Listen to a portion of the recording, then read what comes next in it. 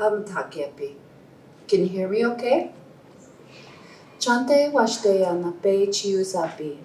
Dakota makiapie, Lakota wiahe macha, Gavazi ahaha elmawapi. Hello, my relatives. I shake all of your hands with a good heart. My name's Dakota. I'm a Lakota woman and I'm enrolled in the Pine Ridge Reservation. I want to thank, first of all, the BIC for inviting me to speak tonight. And I love this close, intimate group. Thank you all for coming. And I want to just encourage you all to never leave India, because you are never going to find as good of food any place else in the world as you have here in India. I'm here to attest to that after spending over a week with the hospitality of India. I'm really enjoying my time here. So I want to I'll just tell you a little bit about me. I started on the journey to be a curator, first as an artist. I studied at the Minneapolis College of Art and Design, and I got my degree in drawing and painting. And then there is a tribe, this was in Minneapolis, Minnesota, which is kind of located in the middle of America. And there's a tribe there, the Shakopee Midwakaton tribe. And they have this fellowship. So they paid money to the museum to allow a Native person to come in and shadow a curator and learn what curation was about. And so that was, I applied for that and got it. And that really, curation really hit me like a fever. You know, I was really interested in it, and it allowed me to do all of the things that I love about being a Native person and an artist, and that was, you know, work with my community, work closely with other Native people, work with languages and bringing back Native languages, and of course just being around beautiful artwork, and especially Native artwork. And my very first project while I was doing this fellowship at the Minneapolis Institute of Art was working on a big installation called Hearts of Our People. And that installation really, in my opinion, changed the face of curating Native artwork, in that they put together a group of 21 outside advisors made of Native artists, Native scholars who specialized in Native American art but weren't Native themselves, and collaborated together to produce this show. And that really affected how, afterwards, how I went and informed my future curatorial practice, because it was all about collaboration and all about like bringing in the voice of Native people. And shortly after that exhibition closed, then I moved to the Denver Art Museum, which is here. So I work in this very lovely place. I'm going to start this presentation just kind of with a little bit of history for you. I work in this very beautiful place. We have a whole campus. So you see the tallest building on the left. That's the building designed by Gio Ponti, for all you architects out there. The building on the bottom was created by Danielle Liebeskind, and now we have this most recent design, this hub, that's the Sharp Auditorium, that's tying all of this together. And this is an encyclopedic museum, which means, of course, that it's supposed to have a representation of multiple countries throughout the world. But besides that, in about 1925, the museum was trying to decide, like, how can it differentiate itself from other encyclopedic museums? And because of the location of Denver, Denver is like kind of sits at this juncture where a lot of tribes met, where a lot of Native people still resided. They really decided that they could very successfully collect and represent Native art. And so they made that commitment very early on, and now we're coming up to the 100th year anniversary of that. So I'm not sure how familiar all of you are with Indigenous American people, but who are we? That's such a tough question to answer. There are those things you'll see in the movies, those things that have captured the imagination, which usually involve a headdress and a sexy Pocahontas kind of lady. But basically, we're the original inhabitants of the place that many nations, not all nations, call Turtle Island. And that Turtle Island encompasses what's today known as Canada, the United States, and Mexico. So there there was, and there is a great diversity in our cultures as Native American people, because this continent is vast, and people were developing in different ways. And I really want to put that out there because I think often people think there's one native culture, and it's usually that plains culture, right? That culture that's riding the horse and has these beautiful headdresses and dresses all in leather. But there's just a wide variety of people, beliefs, and customs in Native America. And I'm going to apologize. I added some slides on my laptop, and they looked great. They may not look as great up here, so sorry about that. So this map here is showing the names of the United States, and I'm just really focusing on the United States here, and the vast regions of people. Our lands were first invaded from the south by the Spanish in like 1492, 1493. And then another wave of Europeans was coming from, into the north via Nova Scotia, Canada, and coming on down. And that were people like the French. Eventually, the British were landing on the northeast coast of what is today America. And so what happened is that, especially the further east and south you were, the quicker, the exposure to new illness and everything that was happening very fast and taking populations very quickly. People were having to quickly adjust their arts and their life ways to survive. When you got more to like the south and the west, there was just a little bit more time because people weren't reaching there as quickly. This is our land basis today. So the government recognizes 574 Indian tribes in the United States, and also including Alaska and Hawaii. Our tribal people, mostly through treaties or war, were relegated to these small land spaces that we call reservations. And that this map shows where they are today. And that was a gradually shrinking land base, right? Like original treaties, we had much more space, and then they would go back and renegotiate the treaties. I'm going to say negotiate in quotes, because a lot of times that was done with you either do this or you do this, and the consequences were you die or you live. So this is the kind of like strong arm negotiations that were often taking place. Just so you know, there's over 600 additional tribes in Canada, and they also have this reservation system. They call it reserves, and they call themselves First Nations. So there's just a difference at the border. I don't know why, it just developed slightly differently.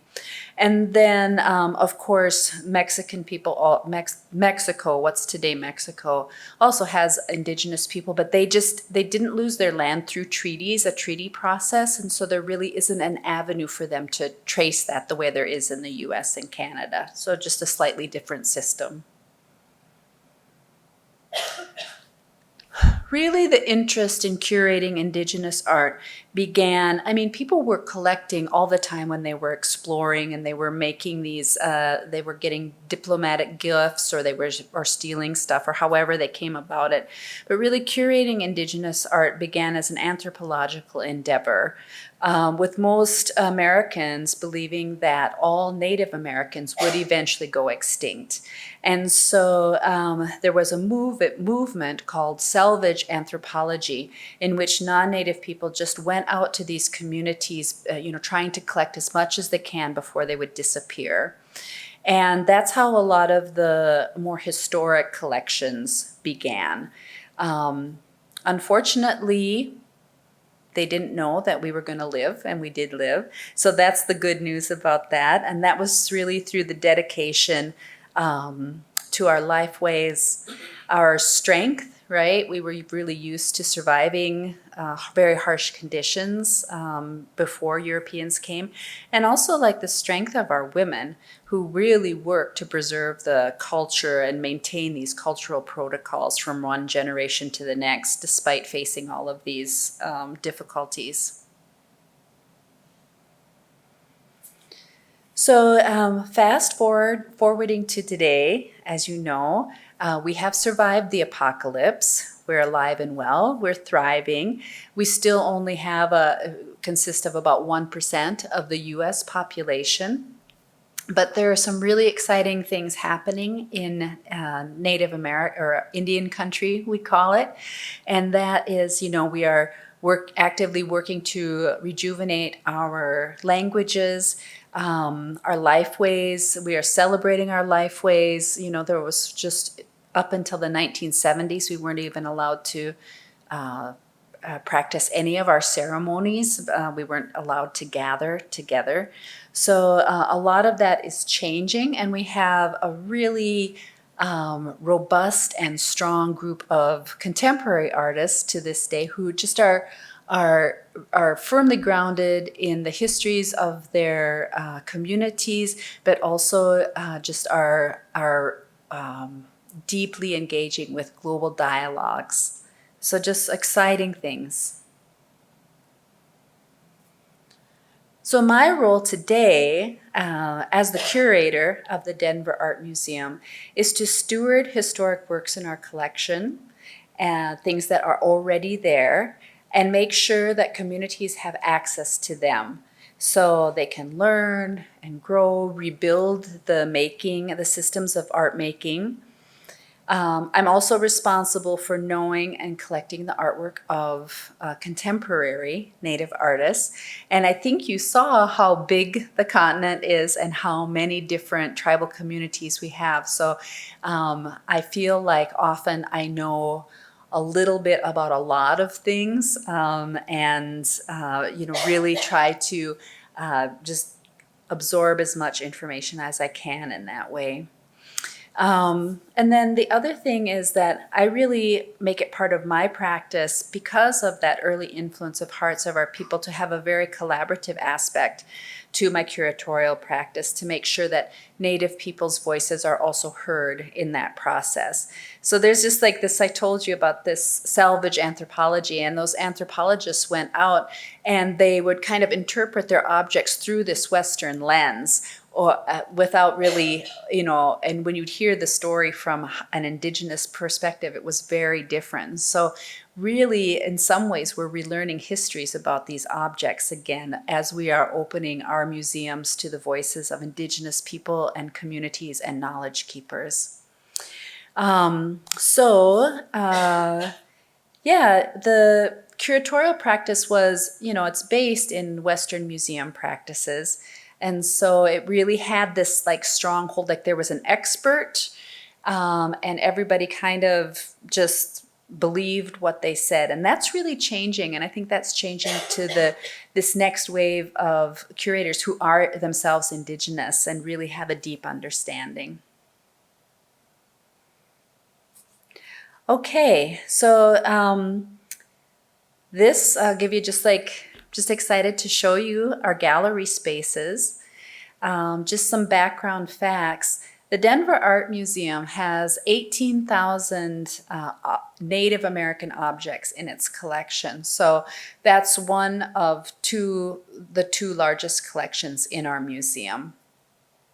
We dedicate about 20,000 square feet to the display of Indigenous art. And even with that amount of space, I think only about 3 to 5% of our objects ever get shown at one time. We have a unique mission at our museum in that there were a lot, I talked about this salvage anthropology. A lot of people went out and they got these historic pieces. And then it kind of became, people just didn't think that anything after this historic period was truly Native American. And so museums didn't collect it. It wasn't authentic because a more contemporary person made it. And our museum didn't take that stance. That's something I'm really proud of. They really decided to collect contemporary people at every moment in time. And so because of that, we have a more robust and comprehensive collection than other museums, having a big piece of artworks really from like even the 1940s, 1950s when other museums weren't collecting. And so we have a continuum of artwork that other museums often can't talk about because they'll have the historic and now they're starting to collect the contemporary and they're missing this middle piece. We have 2 gallery spaces. We have a 3rd floor of the Ponte building, which I showed you, and that floor itself has 2 towers and then a hinge area. And then we have an area on the 2nd floor of that building for the Northwest Coast and Alaskan Native pieces, which was actually specially built for them because we have some memorial posts and house posts that have a particular height, and so that's the only place they can go in the museum. And we have some special areas. I'm going to talk tonight about the homeland section, and I'll explain to you what that is. But we also have a robust artist in residence program at our museum, meaning that we have 2 to 3 Indigenous artists come every year to explore our collection and just to give them resources to make their work. And then we have a reflection space, which I'm going to talk to you about in the here shortly. So the biggest idea of the installation of our galleries was that American Indian art is innovative and dynamic with roots in community, history, and place. And when you say that, you think that sounds so simple. But a lot of times Native American art either gets kind of viewed as something like ethnohistoric or something that is craft. And so people aren't looking deeply at it. And so we really wanted to reposition, or maybe not reposition, but just shake that up. That's the title of my presentation. So we started with this concept of the artist. And in 2011, the Denver Art Museum did this big reinstallation of the galleries, another time. And what they did there was really, it sounds so simple, but they just started to say like Lakota artist instead of Lakota, to make sure that people knew that this was an artist's hand, that this artist had had his or her own agency in the making. Because before that, it had all been viewed as ethnographic materials. And so one piece was kind of assumed that it represented the work of a whole community instead of the work of an individual artist. So just that shift alone really kind of was, shook up the whole system.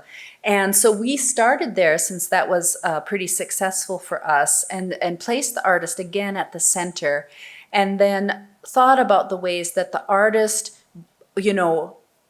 was informed by the design and form of their community, but also then through their creation was changing those things. So this reciprocal relationship and this idea of reciprocity is a very common and important life way for most Native communities. You give and you get. So making that a practice is a big deal. And so incorporating that into how we were thinking about the installation became important. So what we worked towards in our reinstallation was, again, that American Indian art is innovative, dynamic, has roots in community history and place. We wanted to show the great diversity of Native American visual culture. As I said, there's 574 tribes. We were trying to squeeze as many tribal names in there because, you guys probably don't know, but the American public really doesn't know how many of us and how diverse we were and are. We wanted to promote the continuum of creativity. So we really wanted to dispel this myth of like the authentic pre-contact artwork and this like jaded,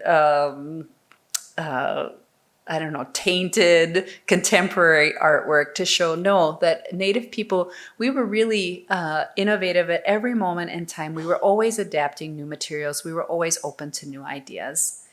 And we wanted to tell stories about the survival and resilience of Indigenous people. It is time for us to move away from, bad things, really bad things did happen to us, but we lived. And so just, showing that ability to survive some of these darkest things became important. We wanted to problematize that anthropologic bent to display, and also very important, reinforce the sovereignty and future existence of Native people. Okay, so this is what you see when you come off the elevators to our galleries. And this giant figure is Mud Woman. You can see in that black and white picture, that's the artist who made her, and she was made in community. And so the artist is Roxanne Swensel, actually one of my favorite artists of all time. And she was using historic straw and mud technique to create Mud Woman. And so we had people coming in there and mixing the mud and the clay and the straw for her to get this, but she did all of the building. Kind of a funny story, Mud Woman is the only piece of artwork. So our renovation took 4 years, and Mud Woman is the only piece that stayed on site for the whole time because she was too big to leave. So she had a climate controlled, like her own condo. And it was a really spectacular site. And she survived that and all the moves from floor to, not really from floor to floor, but different areas on our floor. So what we were trying to show, or what we were trying to do, is like show dynamism and get a real feeling of a contemporary art gallery. So we went for an industrial, really like an industrial feeling, and tried to push the boundaries. A lot of times Native art is shown with like buckskin and terracotta and all of these like earth tones because, we're people of the earth. And we really wanted to just like shake that up and dispel that myth. This slide, this is the back side of Mud Woman. And on this place, we are talking about one family's legacy. And so you're seeing how, Puebloan people are really known and noted for fine pottery. And we did place some pots here on the podium, but we also wanted to show how they are pushing that medium further. And so we have, these 4 figures are made by Nora Naranjo Morse, and she is imagining what the spirit beings for her community would look like, because during dances and historically they would have walked among the people. And this is, this is Roxanne's sister, and like these figures here are made by Roxanne's daughter. So she is really taking this form of pottery into the figurative and pushing it in new ways. So once you walk into the space off to the left, so what we did in this space was we really tried to organize it by themes, and our thought process was that then we could switch out one whole theme and make these mini exhibitions within our space. And we launched this reinstallation by exploring identity. And so here you see one of the main markers of the stereotypical Native experience, right? The headdress, the feather headdress that's in all the movies. You know, it's so funny. We just did a talk on Indigenous people in film, and they were saying how so one of the directors, his last name is Ford, and he made most of the Westerns, but he was good friends with the Navajo. So he would have the Navajo dress up to be the natives for this film, but they don't wear headdresses at all. And they don't have, I don't even think they rode horses, you know? So it was just like super funny that this became iconic for what it meant to be native. In the background, you see a contemporary artist, and he is really talking because he was mixed Mexican and Native. So he is talking about the complications of that and the expectations placed on him if people are seeing him as a Mexican American or seeing him as a Native American.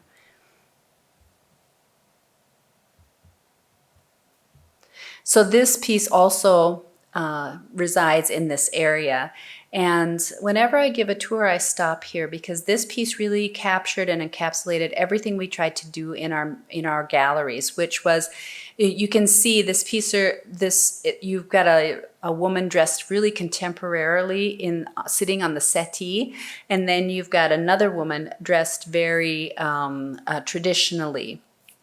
And what is so beautiful about this is if you would go to a powwow or any of our ceremonies, you could see women of the same age dressed these exact ways. This piece happens to be called Grandmother and Granddaughter, but it's really showing how, even though the elements change, that continuum, that continuity is that those lines are still running through there, you know, but one is wearing moccasins, one is wearing beaded boots, but they're both carrying handbags. They're both, adorned in their areas. They both are wearing their belts. So the elements of our regalia have, stayed the same, but fashion changes. And then the third area in this gallery is history through Indigenous eyes. And as we've discussed, we have faced some very brutal histories in our time. And so this section doesn't only focus on that, but it does have some pieces that are startling if you don't know that history. So here's that was the view facing it, and this is if you're kind of coming from behind.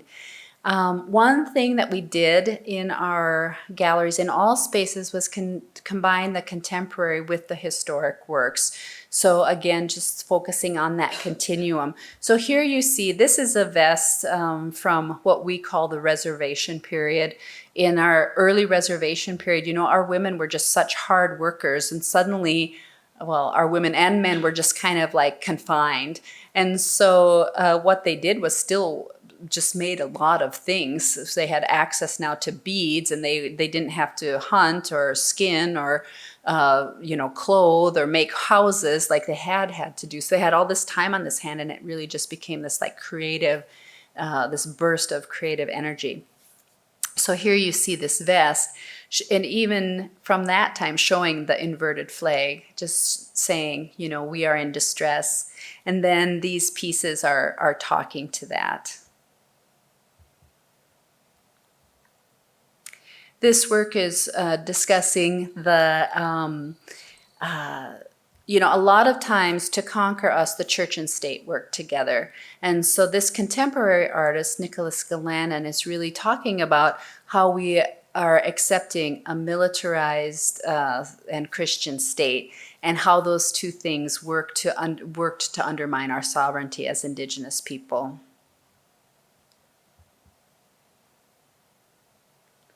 This is by the same artist, Nicholas Galanin, and you see the arrows that are floating on the left. And in this piece, he's talking about how the Western ways and the Western rules really took away the strength of our traditions and the strength of the things we had in place to protect ourselves. So, again, a lot of people think of arrows, bow and arrows for Native people. And I'm sorry, I hope you guys know that. It's hard for me to know how familiar you are with our cultures and not. So, but These arrows just happen to be made of porcelain, and so they would break upon impact. And so that's his comment here.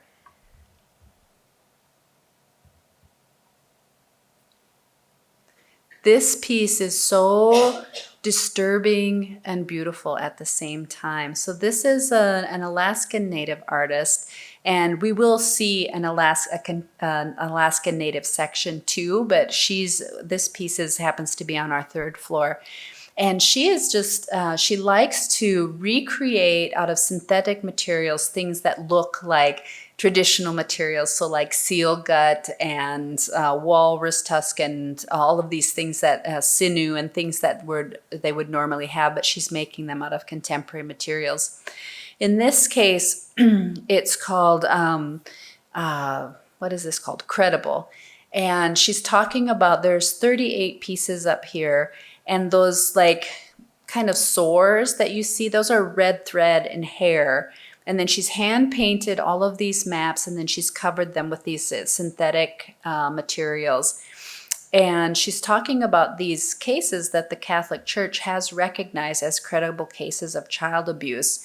So what they had done was moved, they would put these problematic priests in these very remote, isolated communities.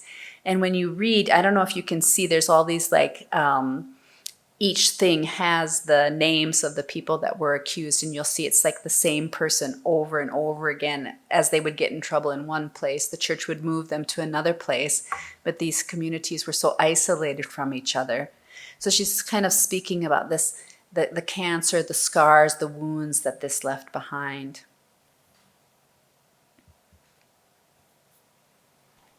Have any of you seen this piece? I'm just curious.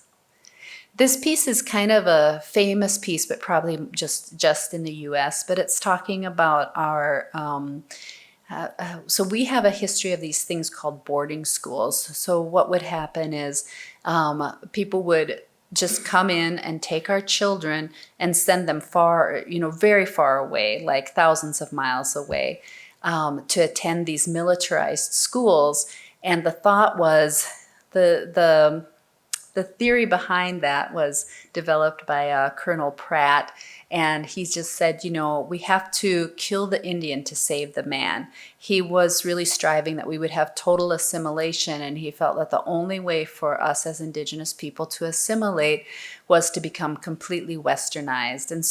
And to do that, the younger the generation, the better. And so he tried to isolate our children from their communities, and he'd keep them there till they graduated, basically. So when they came back, then they would be outsiders, right? They wouldn't know the language anymore. They wouldn't have their hair anymore. They wouldn't understand the customs. They had been converted, just a lot of different things. And so, and what has happened, or like ended up being a result of that, was a lot of alcoholism in our families and a lot of abuse, because they were abused there. So when they came back, that's really all they knew how to do. So you can tell that some of these themes just happen to be very, they're traumatizing. And so what we did, and this is becoming a more important practice, is that we have this reflection space so that people can go there to think about it, pray, heal. And we have this really beautiful poem by Joy Harjo. So she's our poet laureate. She's the first Native American poet laureate, and she did the introduction for our book on our space, and we also incorporated her words here. Remember the sky that you were born under. Know each of the star stories. Remember the moon. Know who she is. Remember the sun's birth at dawn. That is the strongest point of time. Remember sundown and the giving away tonight.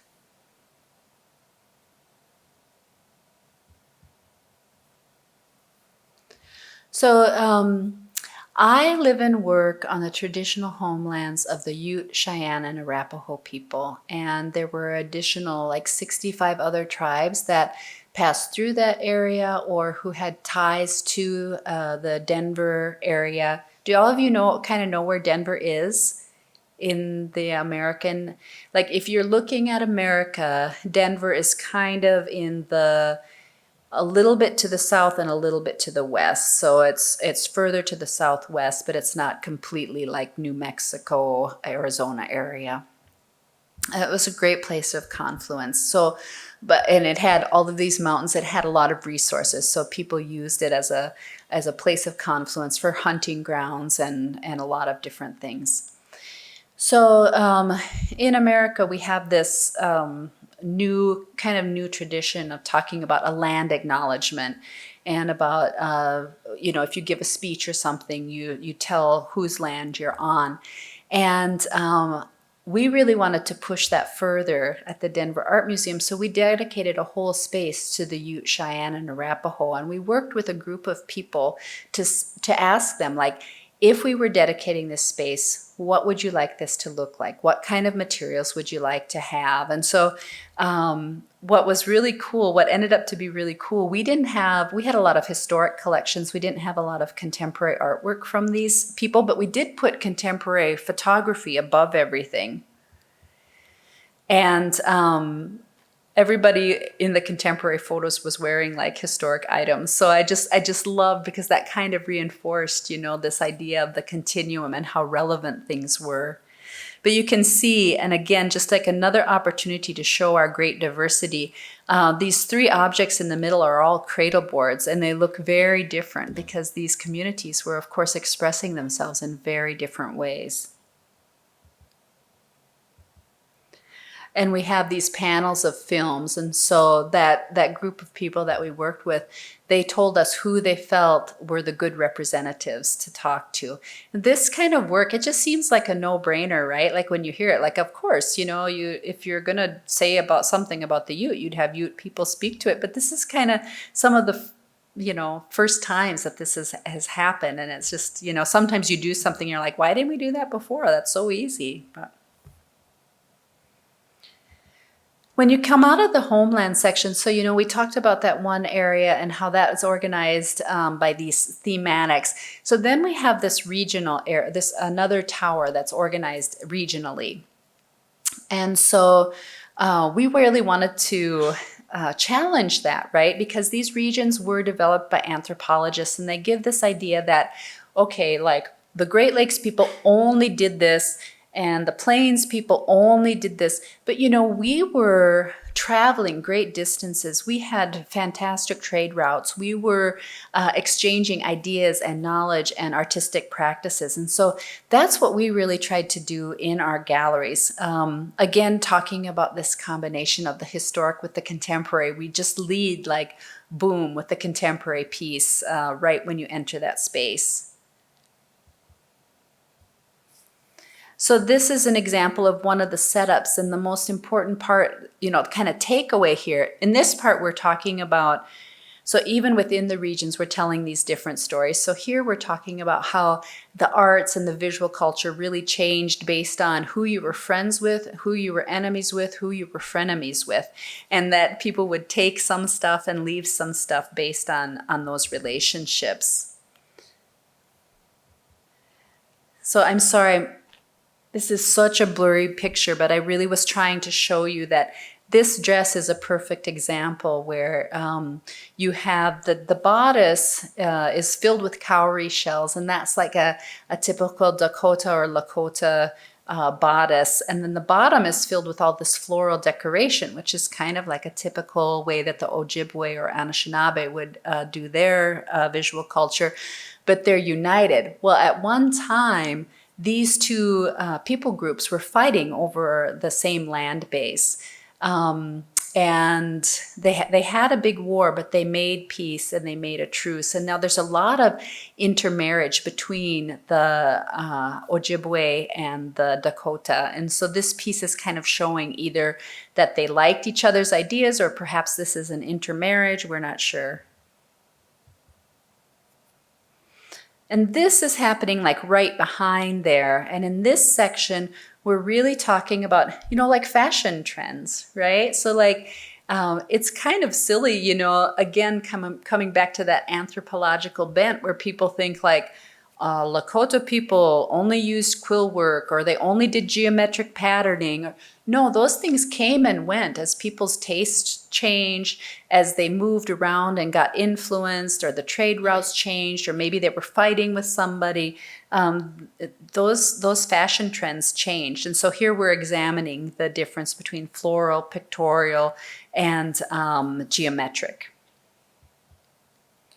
So I just want to show you again, this vest is kind of something from the reservation period. You can just see how opulent it is, right? Like this, all of this white is beadwork. It's all beadwork. What's also nice about this piece is at a certain point, or historically, in the Cheyenne, Arapaho, and Lakota cultures, only the men drew the figurative and the women did geometric. But on this reservation period, a lot of times they would merge together. So like the man either told the woman, or maybe drew these people, or gave her permission to bead something with figuration on it. So it was a period of change. And this is a Lakota dress highlighting the geometric. A lot of times, not all the time, right? Because we have to realize that this artist had their own agency, and sometimes their intentionality is lost to time. But a lot of times those geometric squares would represent turtles. This big blue is talking about a big lake that at one time all of the tribes of the Oceti Sakowin would meet around this lake. And so a lot of times these big blue beaded yokes are depicting that. Here's an example of a beaded cradle board. And this one I think is slightly different. This is made by one artist, but most often, these cradle boards are made by a whole family for a new baby. And so one woman will do one side, one woman will do the other side. They make these mirror images because they're often talking about like balance. They want the child to have balance. The man makes the back, the wooden portion, and babies stay in these, I don't know if you guys, like swaddling. Swaddling was this big thing in the US about 15, 20 years ago. Like, oh, this was like a big, but this is really about swaddling. Like we were swaddling before swaddling was cool. So the babies went in there and they stayed in there, and they were really meant to be part of everything that was going on in the community, so that they could learn, and they were always just included in everything. And then here you're kind of seeing a section again when we talk about this continuum.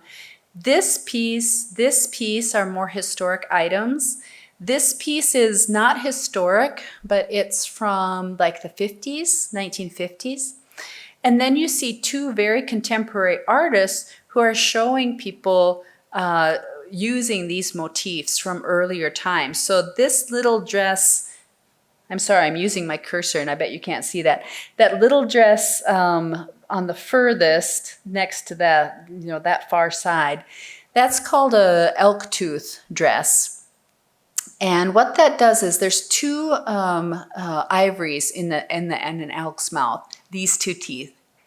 And that dress is embellished with only teeth, those two teeth from the elk. So you can imagine how many elk went into creating a dress like that. So this dress really is signifying, it's really a show-off dress, right? It's saying like, hey, my man, my dad, my family are strong hunters. And actually the Crows still wear these elk tooth dresses to many of their ceremonies. The other piece on the far, this side, that's showing some typical motifs. And when you see this, so that's like a modern riff on something called a ribbon blanket, which I'm going to show you here shortly. So this is a modern idea of it. And then the contemporary painter has taken that even farther. And I don't know if you can tell from this picture, but the Crows are drawing these motifs on the back wall there. So that we're trying to connect and show how today's artists are very firmly grounded in their communities. So if you're looking at this vitrine at the back, so as a Lakota person, in the Lakota way, we say, if it stands still long enough, it's getting beaded. Like we just love to adorn stuff. So this is talking about adorning the utilitarian. But that's a very common practice for peoples across the Americas, even though we have a lot of different belief systems and stuff. And that was a way for us to show honor, to give thanks to this utensil that really served us, and also just to show our native flair. And so just getting back to like if it stands still long enough, it gets beaded. This is a cover, it's not beaded, it's actually made of porcupine quills, but it's completely made, it's a gramophone cover, and talk about just like your pure Lakota flair. Every little detail on this is made, but for a very contemporary object, right? Another example, some of these spoons with these are feast spoons, but all of the handles were quilled. Do you guys know what porcupine quill is? Or, because I'm not sure Nisha knew that. Do you guys know? Okay. Okay, and this section, so if you were standing at the vitrine and just turned around, you'd see this section, and this is talking about pride in the plains, in your plains regalia. So all of this stuff is, showing like wealth. And power. So this shield, this is actually a cover over a shield. So a lot of times, like a native man would carry these shields into battle, and they're just rawhide. But the real power did not come from the materiality, right? I mean, it would repel arrows to a certain extent, but the real power was in what was depicted on that shield. The man usually would have a vision of what he could put on his shield. And so this shield was made by No Two Horns, and he actually made several shields, eventually a lot. This is one of his original ones that he probably actually used, but a lot of times, our people had to turn to the arts for survival. And I don't know if you see this buffalo robe that's laying flat. That's fully beaded, and then there's an example of one right next to it that's painted. That's how they usually are. The beaded are very rare.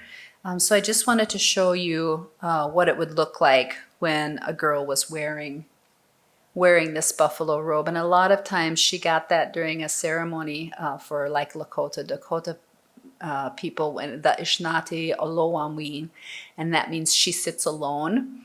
And Olowampi, she sits alone and sings, and that's when she gets her first moon. And so then the family would often gift her this. We had a practice where once you got your first moon, you would sit, and that's when you would start to learn how to be a woman, how to make things. This is a ribbon blanket. So, I showed you those earlier motifs, and I said that those were a riff on ribbon work. This is an example of a ribbon blanket. And a belt. This belt is completely inlaid buffalo horn. So not like the water buffalo that you're used to, but our American buffalo. So I have about 10 minutes here. I'm just going to try to blast through as much as possible so you'll get to see as much as possible. Here we have some war shirts, and the one that's on the slanted board is a really important shirt because most of these shirts ended up in Europe, right? Because they would have been given as diplomatic gifts. So when the European like first explorers were coming, a lot of times there would be a gift exchange. So we don't have any of these shirts on the US continent. Denver is one of the only places where this shirt, there are other shirts, but this is one of the only places on the US continent. And so we really don't know the exact age of this. We don't have any other shirts really to compare it to, but we're going off of some paintings and things of early explorers to kind of date this piece. And it's just full of symbology because traditionally the men would mark their great deeds on their clothing or on their teepees. This is a room, and you might notice we have a picture of people on horseback. And this is one of the only places where we showed people, and that's because what the horse is wearing is on display. But otherwise, we really tried to stay away from that. I don't know if any of you have heard of the photographer Edward Curtis, but he really went out, along with this salvage anthropology, he was going out and taking pictures of everybody before we all died off. And so he became kind of this problematic figure because he was like, I don't know, setting stages and stuff to recreate these moments. And so we don't want people to really like get hung up on the stereotypes of Native people. But because they were wearing, the horse was wearing this martingale, we wanted to show it. This section I wanted to show to you because it's so interesting. The bags are from like the 1800s, probably 1800 to 1820. The men's shirt in the corner is probably from about 1920. And this, the Seminoles started to do this very special rickrack work. They did it at first by hand, and then later when they got sewing machines. And then on the wall is a contemporary piece, and I think that piece is from either 2001 or 2011. But really what we were trying to show here is this continuity, and how this very contemporary artist is still using color palettes and motifs that were used very early on. This is a close-up of that, of one of the bandolier bags that you saw on the mounts, and just the ornateness and the beauty and the coloration. I just wanted you to see this. And then you kind of come around to the Southwest. And so there's a lot of important work in the Southwest. They had multiple, they had a lot of weaving practices. They had a pottery practice, but I wanted to show you, and all of these weavings are, hand loomed on the, by hand. But, we've got this very traditional pots, some of the oldest pots, in the middle there, and then we've got this very contemporary artist, Virgil Ortiz, on the right, and really showing how our artists are pushing their practice. So here's another wall of just a plethora of pots. Okay, and now we're going to move down to the second floor, and here, so, I hope you're kind of getting an idea of just how much variety there was in the making, and so how important it is to show that we are not a monolithic people, that we are a very nuanced people group that covered a broad area, and that our visual cultures really developed depending on our surroundings and the resources that we have available. And that leads us very nicely into the Northwest coast, who just had it all. I mean, these people were just so like wealthy in the way they had trees, they had fish, they had a lot of game. So they really had a lot of resources at their disposal. I want to just point out these house posts. In our earlier installation, those were all pushed up against the wall. And so for this installation, we wanted people to have that awe moment, that feeling of what it's like to walk amongst the ancestors. This piece, the glass piece, is a commission that we did for this reinstallation, but this artist had special knowledge about this figure. So this figure has his hands up. What you don't see is at one point he had, so the Northwest coast, they have this tradition called breaking coppers. And it was a way of showing wealth and kind of putting onus on somebody else. And so this figure used to hold a copper in its hand, the representation of a broken copper. Well, we didn't realize that history had been lost, but this artist was related to the person who commissioned this artwork.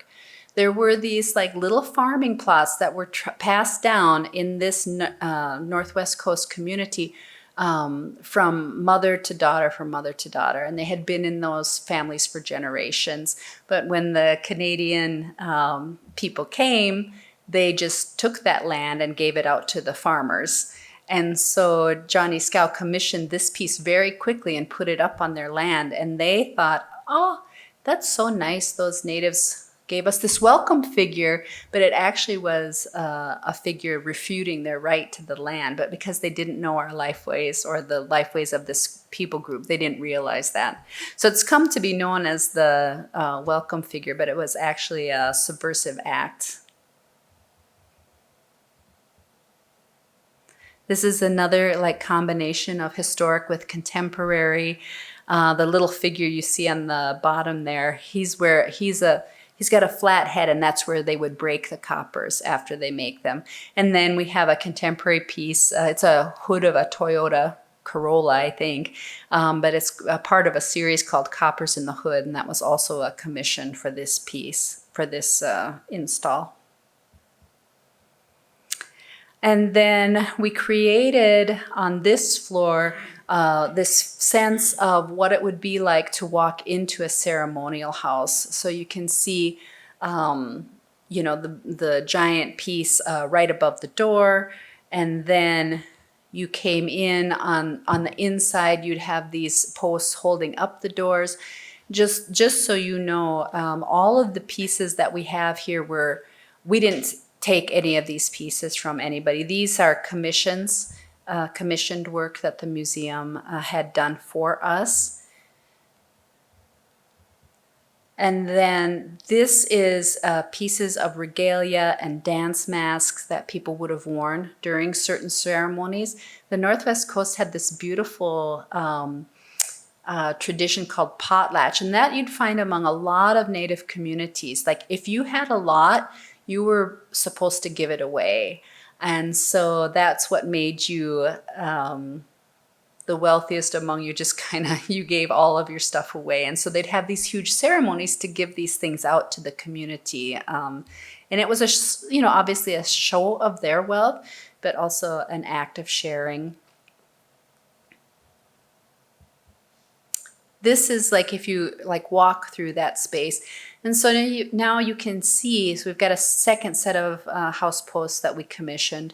And then you can see into this like really bright blue area, and that's the Alaskan Native. And again, if we just talk about the availability of resources and how visual cultures develop, you can see a lot of fur, right, to keep themselves warm. This coat, that white coat in the center with the linear stuff, that's all made out of seal gut.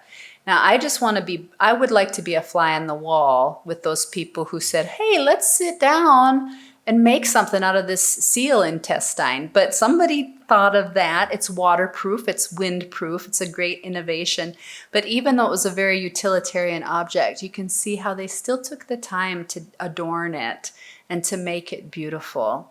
But a lot of the stuff for the Alaskan Native is smaller, right? Because they had access to tusk or petrified whale bones or, just smaller things.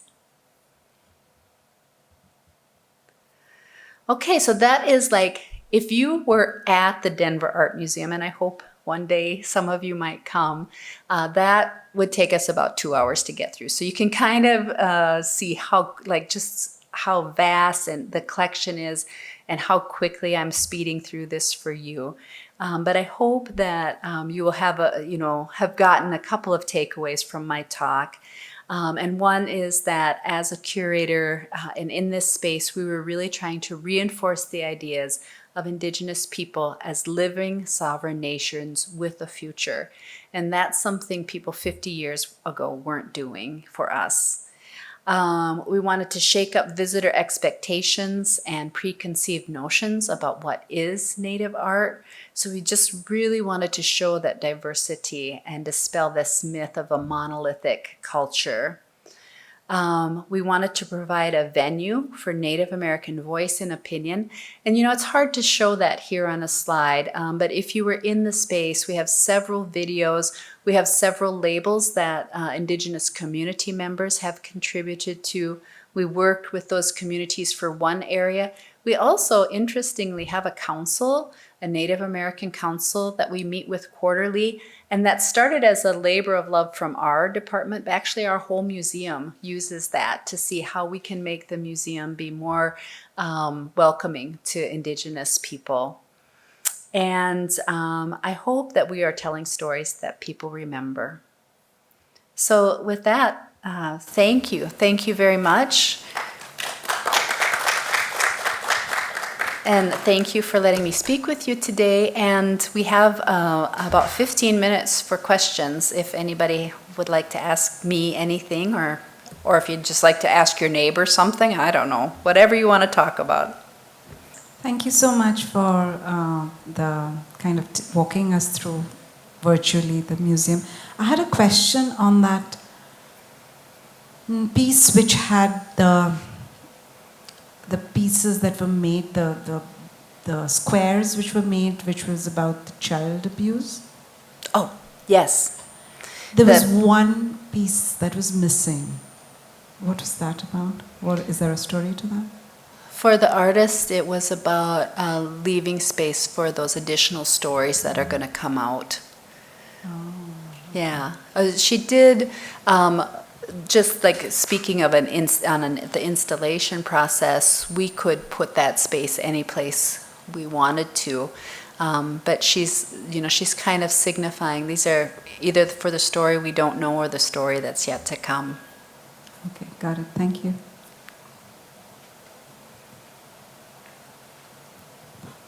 Thanks, Lord. This is very informative. I had a question regarding the language restoration efforts that you undertake as part of the overall efforts at the museum.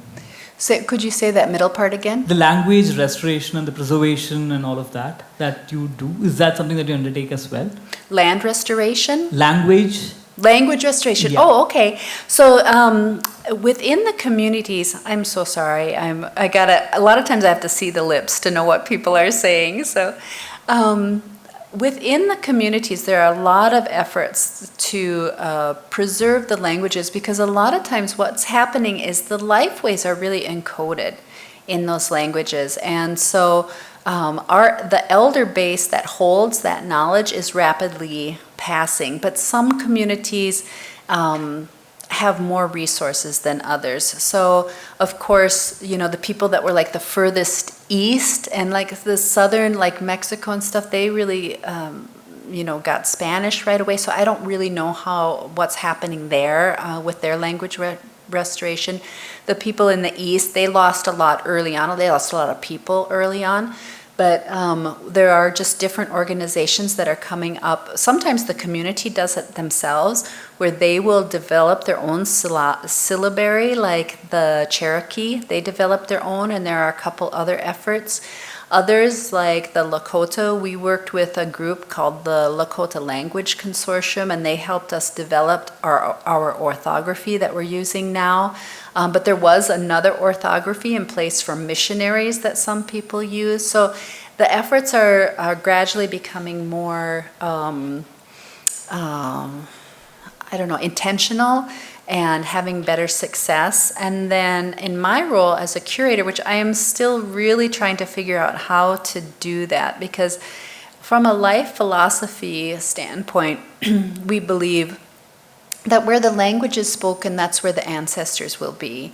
And so to get these languages into the museum space, I feel, is very important. But our museum also has this edict that everything has to be translated into Spanish. So we have the English label, the Spanish label, and if we add yet another language, it's just a lot of real estate. And can be disrupted to the visual experience. And so we are just right now struggling with that, and how can we honor that and really help reinforce the efforts that are going on by the community, and we just haven't come up with a great solution yet.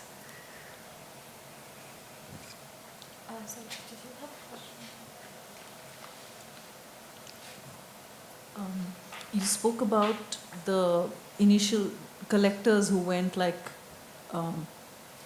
salvage stuff. So is there any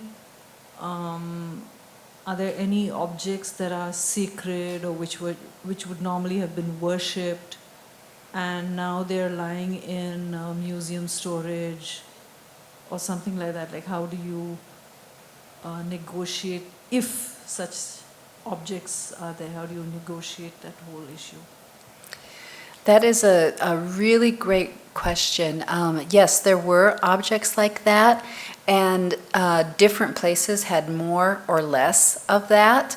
But what happened was the United States passed this bill called the Native American Graves Repatriation Act, NAGPRA for short.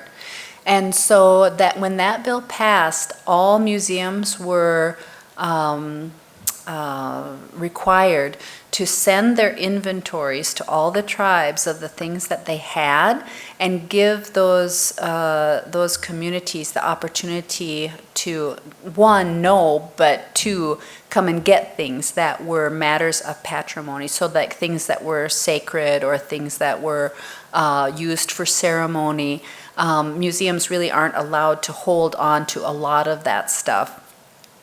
And so we went through that process, and we gave away, everything that we could or that was required, that the communities required, except for a few things. So this was actually also kind of interesting.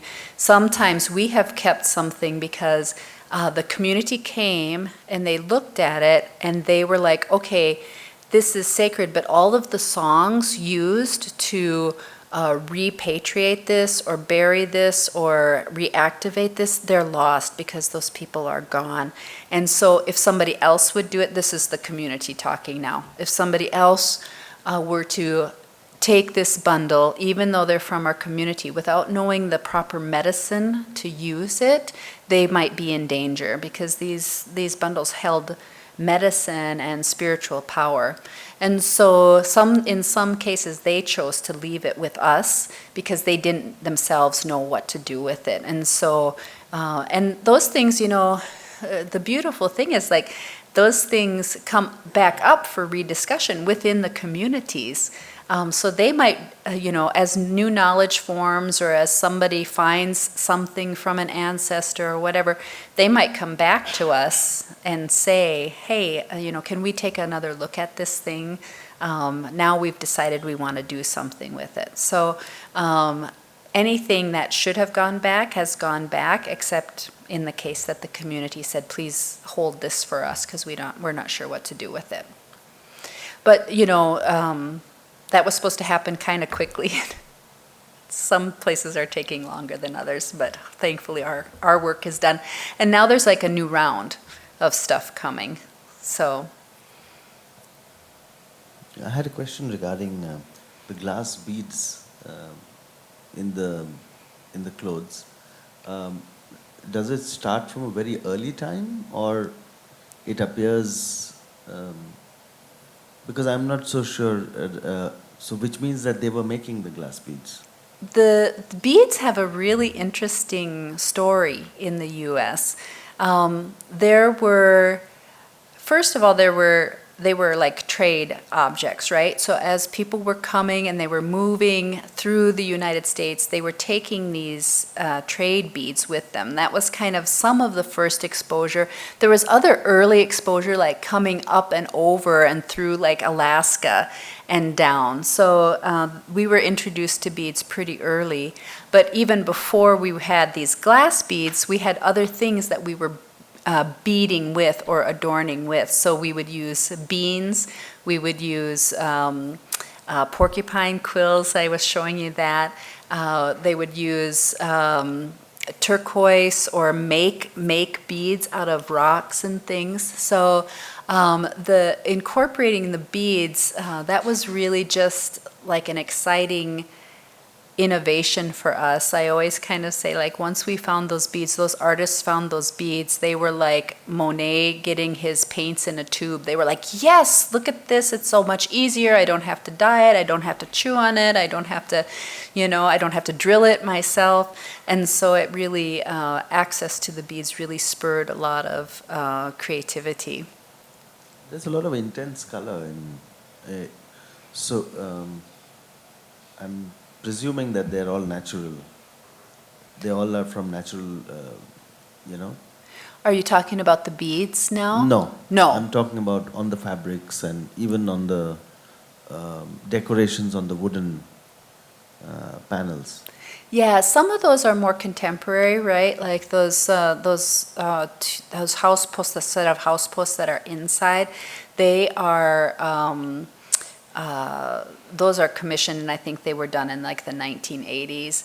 But native artists, and I don't want to generalize too much again, but they were fantastic colorists, and they were really interested in colors. And, you know, when we talk about the colors that we used inside our gallery, when when the designers came back with stuff, we said, no, it's just not native, because what will happen a lot of times, I find with Native American artwork, is they're putting these crazy color combinations together, and they look beautiful. And if we tried to go out wearing that, we would just look ridiculous, but somehow for them it works. And so I always like to call it like native surprise.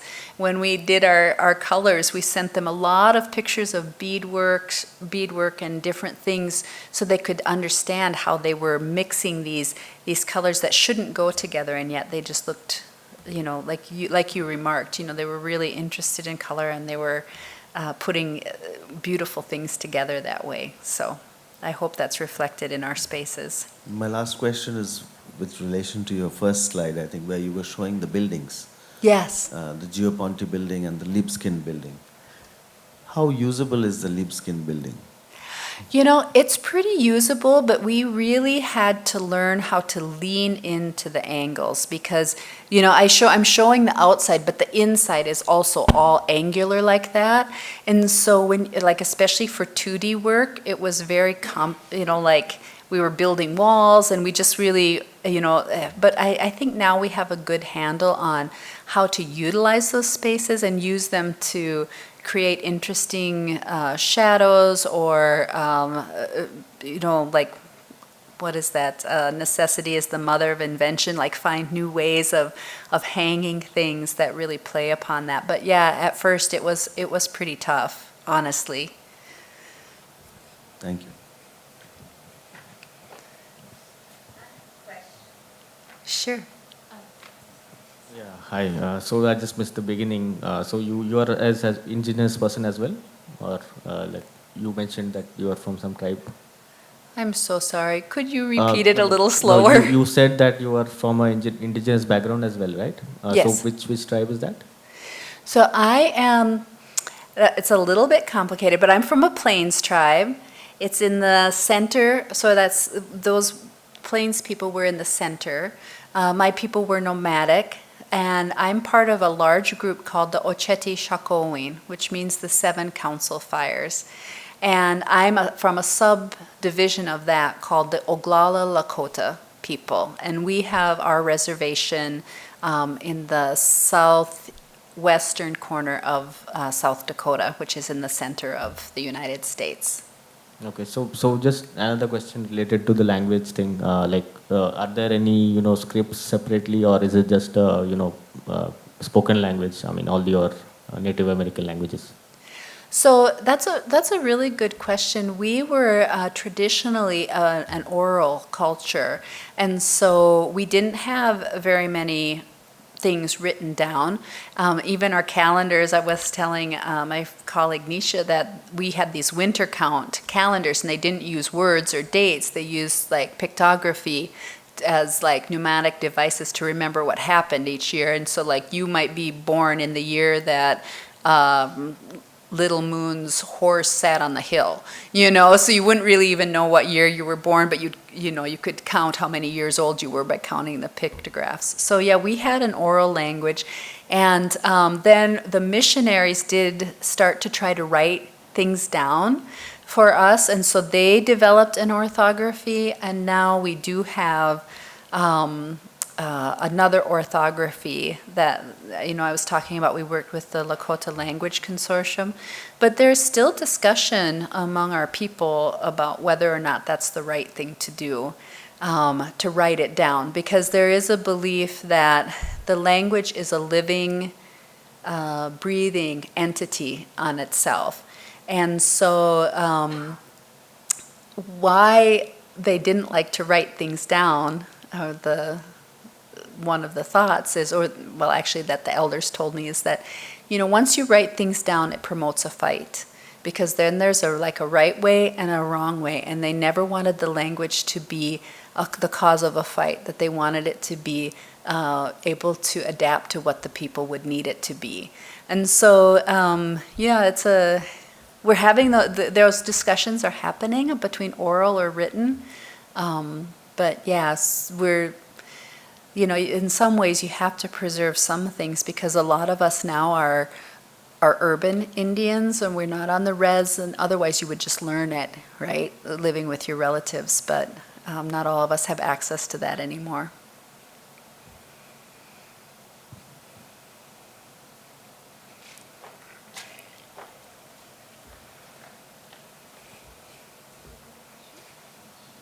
I think she has a question up there too. She had her hand up last.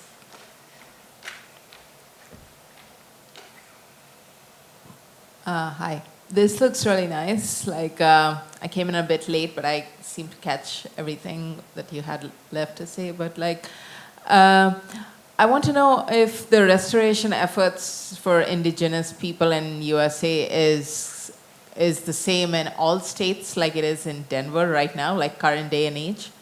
So. Do you mean just in the museum? Yeah, museum restoration mainly. There are some just really great things happening throughout the country, and institutions are it depends on the institution if they embrace it more or less. But I would say, among my colleagues, this is all the direction that people want to go. They really are trying to reach Native communities. They want to be more inclusive in interpretation. They want to make their institutions more inclusive to Native people. So that's the trend I'm seeing, but it is true that some institutions adopt it more and less.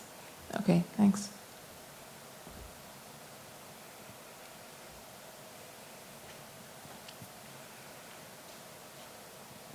I had a question based on the language. So you were talking about how there's a debate on should it be written or oral. So if someone wants to learn the language, how will we learn it if nothing is written down or something? Well, traditionally, and the way that we are supposed to learn all things, I shouldn't say we, as I can only really speak for Lakota people, is to watch and learn and to be in your community and to be with your elders. But yeah, we just have to face the reality. My reservation is 6 hours away and I get out there maybe 2 or 3 times a year. So that wouldn't be enough for me to learn the language. So yeah, I personally feel like I'm excited to have these written. We have a lot of resources now. We even have the Bernstein Bears, which is a child's comic, translated into Lakota, so you can learn that online. So I'm for it, but I do understand why, some people are, there's always with every, progress thing, there's also always things you give up to. I have a question. Can you maybe speak more specifically about when this reinstallation took place? And you mentioned that one of the intentions at the museum was to present a new definition of, or to redefine, or to even challenge perceptions around what Native American art is. So I was wondering, what is the kind of reaction or response you've got from audiences coming into the museum? So the reinstallation was finished a year ago in October. So it's pretty recent, and we have gotten such a great response to it from the Native community. Well, Native community is kind of funny. If they don't say anything, you're okay, because if they don't like it, they will definitely tell you. So I feel really encouraged by that. But we're also having a lot more Native people visiting our galleries now, which I'm super excited about.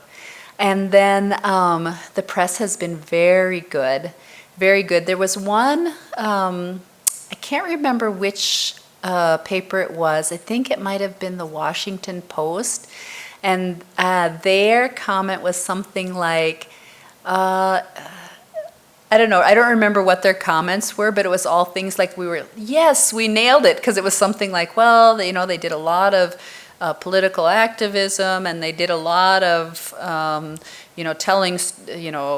telling history stories that nobody knew before, but they were kind of trying to portray it in a negative light, and we're like, that's all we were trying to do, so you got it. Even if you didn't like it, you got it. And I think that was the only negative thing we heard, so it's been very well received, thankfully. What about the non-native audiences? Yeah, I think they love it.